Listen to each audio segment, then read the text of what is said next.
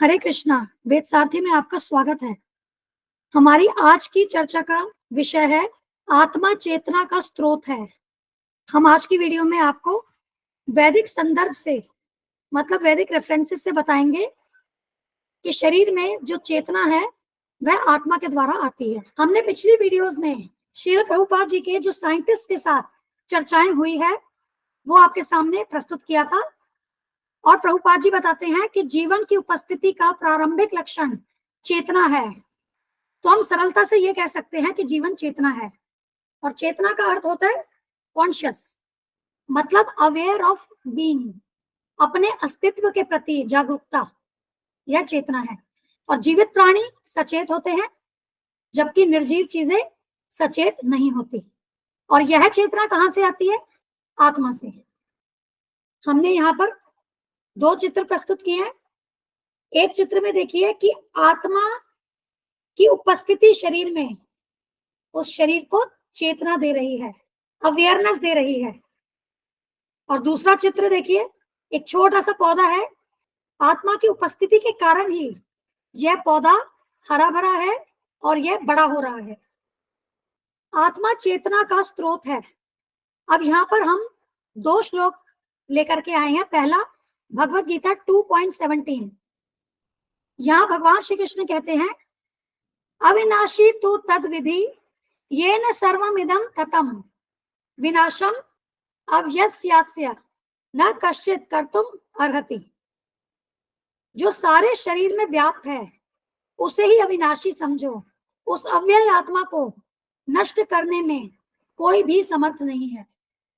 तो यहाँ भगवान श्री कृष्ण बता रहे हैं कि ये जो आत्मा है ये समस्त शरीर में व्याप्त है, मतलब ये समस्त शरीर को चेतन कर रही है।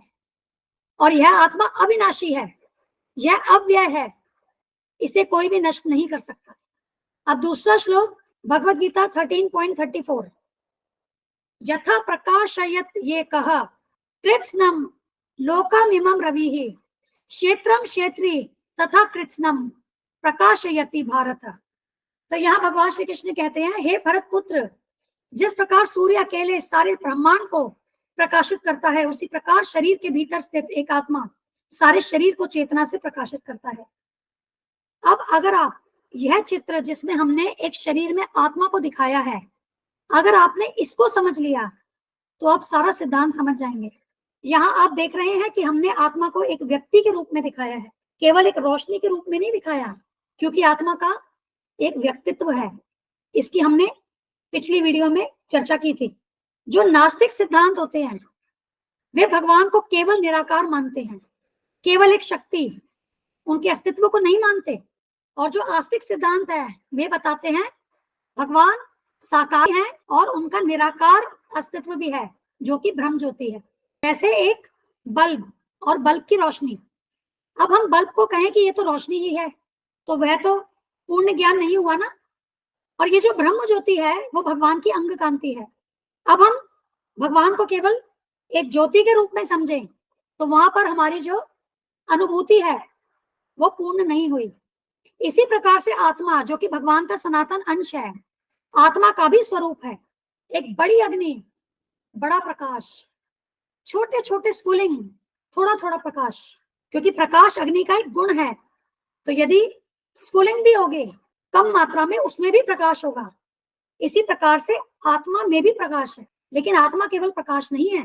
तो इस सिद्धांत को समझना बहुत जरूरी है कि आत्मा साकार है, आत्मा का व्यक्तित्व है, भगवान साकार है, भगवान का व्यक्तित्व है, भगवान एक व्यक्ति है, वो केवल एक एनर्जी या केवल लाइट नहीं है। ये हम जब अगली वीडियोस में आत्मा के गुण पर चर्चा करेंगे, हम इसको आपको तर्क से भी सिद्ध करके बताएंगे और शास्त्रों के उदाहरण से भी सिद्ध करके बताएंगे कि आत्मा निराकार नहीं है, भगवान निराकार नहीं है।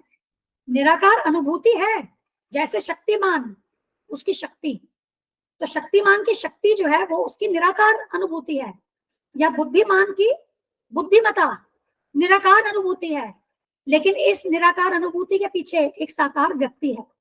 तो यह समझना परम आवश्यक है, तभी हम इस सिद्धांत को पूर्ण रूप से समझ सकेंगे। अब हर एक जीवित प्राणी जैसे पौधे, कीड़े, जानवर, पक्षी, मनुष्य, सबके भीतर आत्मा है। जो उन्हें जीवन प्रदान करती है। इस वीडियो में इतना ही। हमारी अगली वीडियो की चर्चा का विषय होगा आत्मा शरीर में कहाँ स्थित है। ये भी हम आपको वैदिक रेफरेंसेस से इस विषय पर बताएंगे। धन्यवाद।